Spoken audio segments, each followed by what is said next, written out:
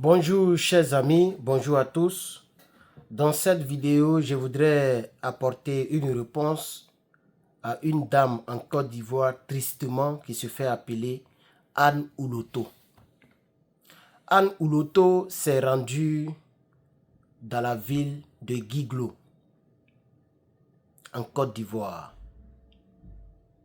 Et elle a tenu des propos que je considère tristes.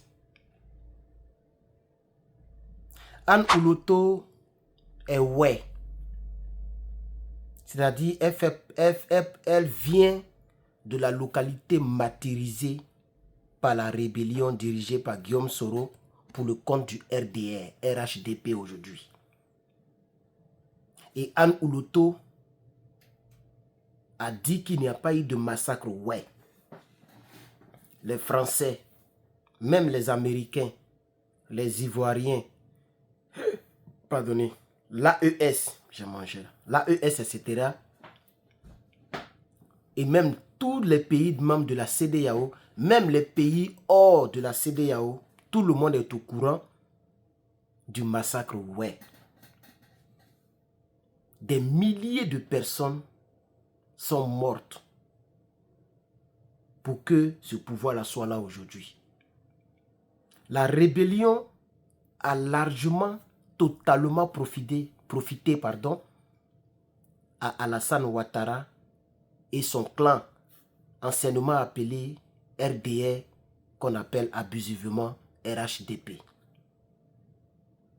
Elle est allée à Guiglo et elle a traité le président Laurent Gbagbo de hors-la-loi en disant la Côte d'Ivoire n'a pas besoin d'un candidat à la présidentielle hors-la-loi. Moi, je vais dire à Anne Ouloto, toutes ces déclarations, madame, veuillez les noter. À cause de ce voltaïque-là, et aujourd'hui, vous partez et on vous acclame. Vous partez dans des coins, on vous acclame. Parce que vous êtes aujourd'hui ministre de la fonction publique. Ajoutez à cela ou précédez de cela, précédez de ministre de l'État. Ministre d'État, pardon.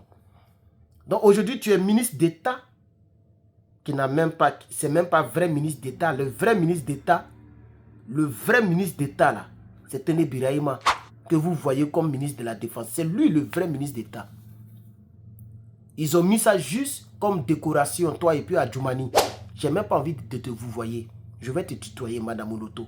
Ouloto, pardon. Son nom c'est Ouloto, elle s'appelle Anne Ouloto Désiré. Aujourd'hui, on vous a nommé, je ne sais pas par quelle alchimie, vous êtes devenue présidente de, je sais pas, du conseil régional du Cavali. Et vous êtes aujourd'hui, vous êtes riche, vous êtes milliardaire, parce que vous avez soutenu les hommes en armes qui ont tué vos propres parents. Et depuis Guiglo, vous narguez le président Laurent Gbagbo. Lui qui a fait que ton mentor Draman là, il a été candidat en 2010. N'eût été la signature de Gbagbo, ton mentor ne pouvait pas être candidat. Parce qu'il n'en avait pas la capacité. Il n'en avait pas ce qu'on appelle la légitimité. Et donc quand tu veux parler du président Laurent Gbagbo, il faut penser un peu à ça. C'est Gbagbo Laurent qui a fait qu'Alassane Ouattara est assis au pouvoir aujourd'hui. Pas que c'est lui qui a fait la rébellion. Mais n'eût été la signature de Gbagbo, soit jusqu'à présent le pays était encore divisé. Peut-être que jusqu'à présent le pays était encore divisé. C'est le président Laurent Gbagbo qui a signé ce papier-là. C'est ça qui a permis à Alassane Dramane Ouattara d'être présidentiel, d'être candidat. Il ne pouvait pas avoir son nom sur la liste. Est-ce que vous le savez au moins, madame Anne Ouloto? Est-ce que tu le sais au moins?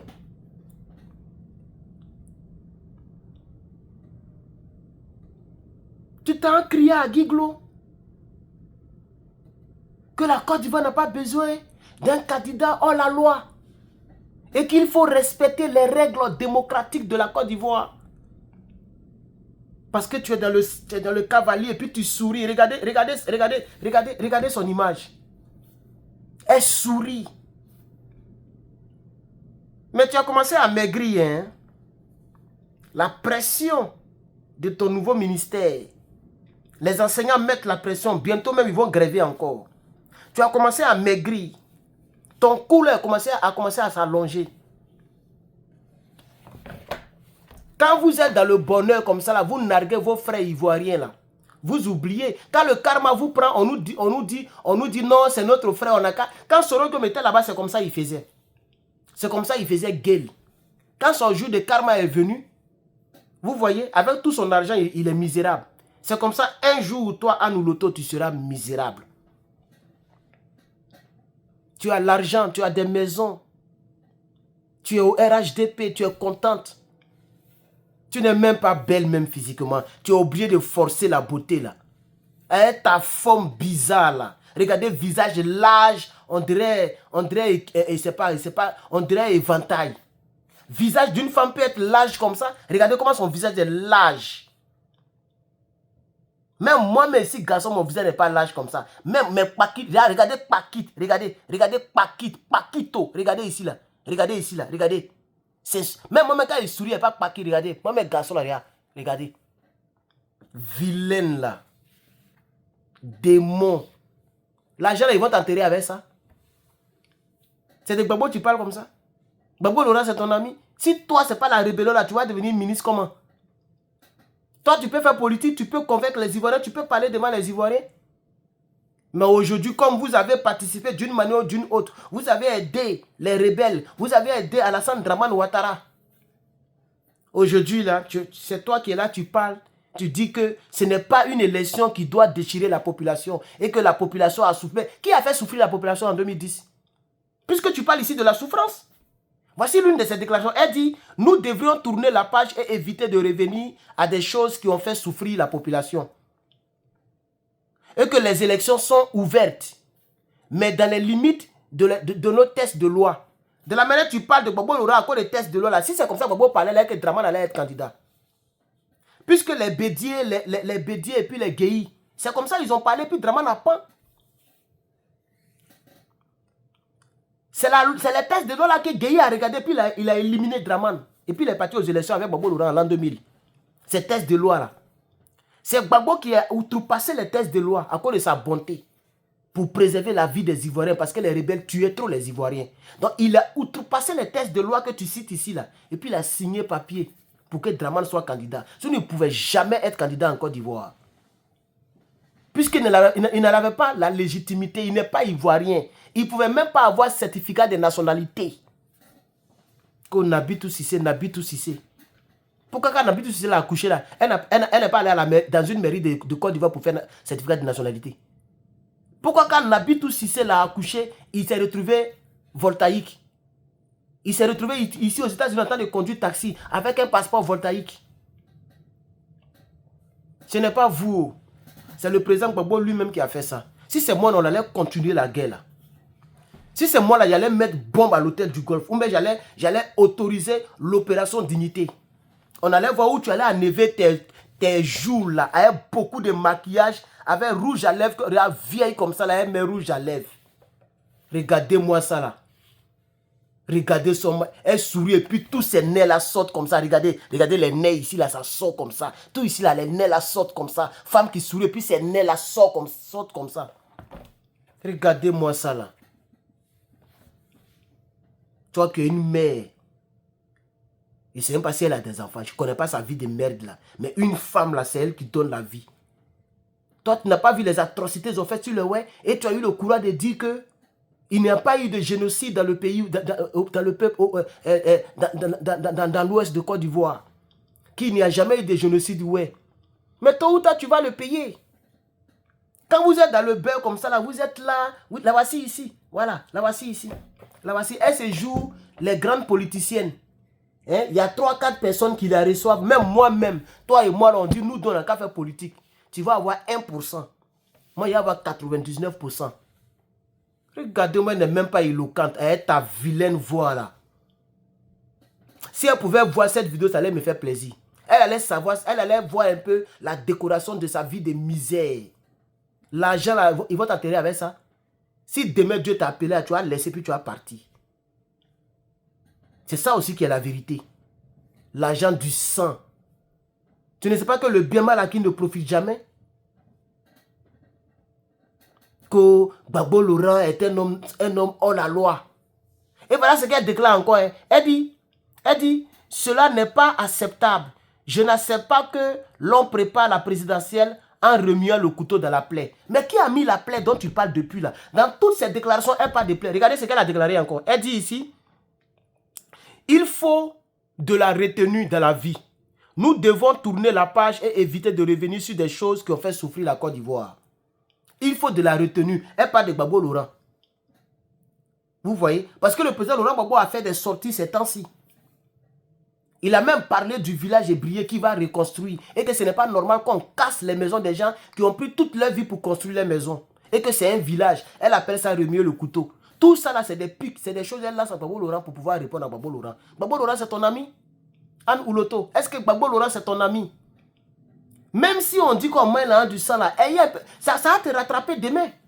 Quand Gbagbo sera président et puis tu vas rester là dans ton coin, tu vas partir dans ton gigolo là pour te cacher là-bas, puis tu n'auras pas un mot à dire là. Ou même tu vas partir en exil là, tu vas faire pitié.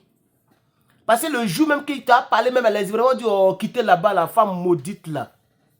Tu vas voir même les doyens de RADP là sont en train de la mougou en désordre là-bas. Parce que c'est votre travail. Toutes les femmes ivoiriennes qui travaillent avec ceux-là, c'est votre don. Vous faites mougou par ceux-là. Si quelqu'un pouvait partager cette vidéo pour qu'elle voie, pour qu'elle sache ce que son frère ivoirien lui dit. C'est à cause de Dramane Ouattara, tu parles de Gbagbo Laurent comme ça. Tu sais pas que Gbagbo Laurent, c'est un homme digne? Tu sais pas que Gbagbo Laurent, c'est à cause de lui, on parle de parti politique en Côte d'Ivoire? N'eût été Gbagbo Laurent, c'est le PDCI qui allait diriger. C'était comme Paul Biya qui allait être au pouvoir. Le PDCI allait représenter le parti de Paul Biya. C'est Gbagbo Laurent qui s'est battu pour qu'il y ait le multipartisme. C'est lui que tu appelles un homme hors la loi. C'est Gbagbo Laurent qui est devenu homme hors la loi. C'est parce que ceux qui vous ont mis au pouvoir, les rebelles là, s'il avait autorisé Opération Dignité, tu n'allais pas être là pour parler français, pour rouler dans les grosses voitures et puis pour te prendre au sérieux. Mais tu es parti à Guiglo, il y a combien de personnes? On peut même les compter. Ces personnes n'atteignent même pas 10 personnes. Regardez-moi ça. C'est comme s'ils sont en rang. On dirait CP1 Bossoro. Les élèves sont venus en classe. Madame la maîtresse, regardez. Il n'y a même pas deuxième personne derrière. 1, 2, 3, 4, puis c'est fini. Regardez-moi ça. Même moi-même, j'arrive à Abidjan, là, à aéroport avec B. N'importe quoi. Vous allez le payer, tôt ou tard, vous allez le payer. Comme la vidéo, c'est juste... moi, j'ai fait mes vidéos préenregistrées 10 minutes. Nous sommes déjà à 13 minutes. Mon cœur me fait mal. Vous n'avez pas du respect pour le président Laurent Gbagbo. Il a été trop gentil avec vous. Il a été trop gentil. Si c'était moi, peut-être que la Côte d'Ivoire était en guerre jusqu'à aujourd'hui. Si c'était moi, il était au pouvoir. Mais peut-être qu'il y a longtemps, il a dit aux militaires, rentrez dans l'affaire des guerres là. Les policiers sont débordés, les militaires, les gendarmes sont débordés, rentrez. Je prends 10 000 militaires. Et puis on allait voir si vous allez prendre le pouvoir. Mais c'est lui qui n'a pas voulu autoriser l'armée. C'est lui qui n'a pas autorisé opération Dignité. Et puis il n'a pas autorisé la frappe sur l'hôtel du Golfe. C'est à cause de ça que vous avez bouche vous parler là. Chers camarades, que Dieu vous bénisse tellement, le patron. À très bientôt. Je vous remercie.